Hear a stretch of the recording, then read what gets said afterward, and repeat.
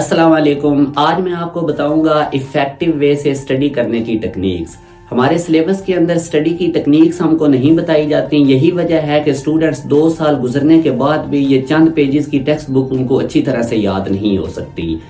सबसे पहले आप लोगों ने जिस रूल को फॉलो करके स्टडी करनी है वो है SQ3R। अब इसमें S से क्या मुराद है? सर्वे, Q से मुराद है क्वेश्चन और 3R का मतलब है 3R। पहला R होगा रीडिंग, दूसरा R होगा रिकॉर्ड और तीसरा R होगा रिवीजन। मैंने खुद भी स्टूडेंट्स लाइफ में इस रूल को अप्लाई किया था, मगर तब मुझे पता नहीं था कि इस रूल का नाम है SQ3R। सबसे पहले जो भी टॉपिक आपने पढ़ना है, जो भी चैप्टर आपने पढ़ना है, आपने उसका सर्वे करना है। अब सर्वे के अंदर आप देखेंगे कि इस चैप्टर का टाइटल क्या है, ये चैप्टर किस थिंग्स के अकॉर्डिंग है, किन चीजों के रिलेटेड है, क्या चीज हमने पढ़नी है, उसकी हेडिंग्स पढ़ें और सब हेडिंग्स पढ़ें। आपको आइडिया हो जाएगा कि इस चैप्टर को पढ़ने के लिए हमें कितना टाइम देना पड़ेगा, याद करने के लिए कितनी टाइम की रिक्वायरमेंट है। उसके बाद आप लोग उसी चैप्टर के पास्ट पेपर के क्वेश्चंस पढ़ें। याद रखें, सर्वे आपने 3 से 4 मिनट्स में करना है, इससे ज्यादा टाइम नहीं देना। फिर आप लोगों ने इसी चैप्टर के पास पेपर के क्वेश्चंस पढ़ने हैं। अब जाहिर है, अगर आप इंटर के स्टूडेंट्स हैं, मैट्रिक के हैं या CSS के हैं या कोई भी कम्पिटिटिव एग्जाम आप तैयार कर रहे हैं, आपके पास पास पेपर चैप्टर वाइज होने चाहिए। जब आप क्वेश्चंस पढ़ लेंगे तो आपको अंदाजा हो जाएगा कि इस चैप्टर में किस तरह से क्वेश्चंस आने हैं, क्वेश्चन पूछने का अंदाज क्या होगा एग्जामिनर का।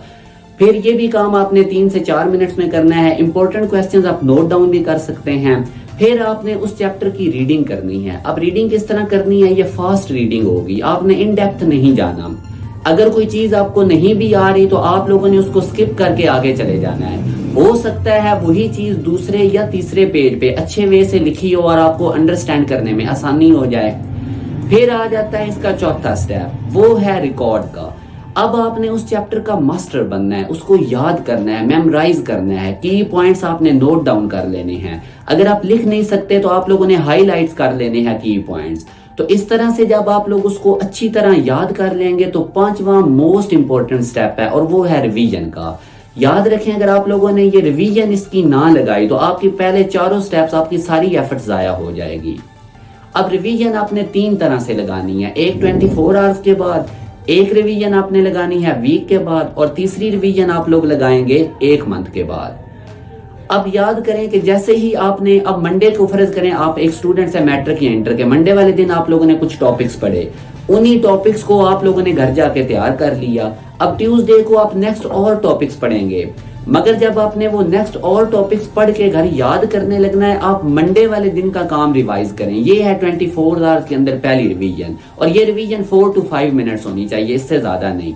फिर आप लोग जब वीक खत्म होगा तो वीकली आप लोगों ने जितना पढ़ा होगा उस तमाम को आपने रिवाइज करना है। ये भी 3 to 4 मिनट्स की आपकी रिवीजन होगी और एक रिवीजन आपने लगानी है 1 मंथ के बाद। इसके बाद अगर ये 3 रिवीजन आपने किसी चैप्टर या टॉपिक्स पे लगा दी तो वो 2-3 साल बाद भी 80% आपको याद रहेगा, ये रिसर्च करती है।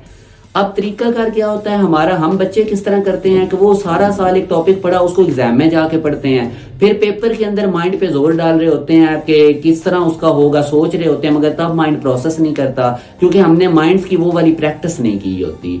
तो आप लोगों ने ये जो मैंने 5 स्टेप्स बताए हैं, सबसे पहले चैप्टर का सर्वे करना है 3-4 मिनट्स में कि वो चैप्टर किस चीज के अकॉर्डिंग है, हमने इसमें पढ़ना क्या है, हेडिंग्स देखें।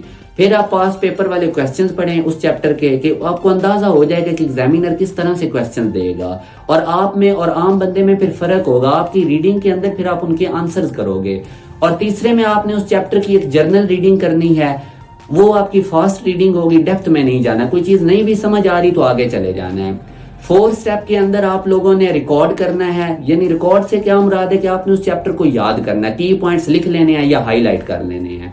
और 5वां मोस्ट इंपॉर्टेंट स्टेप कि आप लोगों ने रिवीजन लगानी है और वो 3 दफा रिवीजन करनी है, एक 24 आवर्स के बाद, एक वीक के बाद और 1 मंथ के बाद।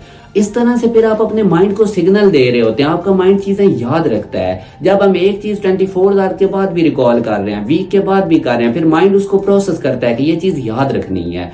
तो आप लोग जब ये तरीकाकार लगाएंगे तो बिलीव मी आपका टाइम भी सेव होगा, आपको स्टडीज, आप रीडिंग एक्सपर्ट हो जाओगे, आपको रीडिंग की टेक्निक्स का पता चल जाएगा। और ये 1 मंथ आप लोग तरीका लगा के देखें, आपको इसका बहुत ज्यादा रिजल्ट मिलेगा। हमारा क्या अलमिया होता है कि हमने एक चीज पढ़ी है और उसको फिर पेपर्स के करीब जाके पढ़ना है। अभी आप एक एग्जांपल ले लें, अगर हम किसी का कोई नंबर वगैरह नोट करते हैं तो वो हमें उस वक्त तो याद होता है, मगर अगले दिन हमें वो नंबर भूल चुका होता है, क्योंकि हमने 24 आवर के अंदर उसकी रिवीजन नहीं की होती।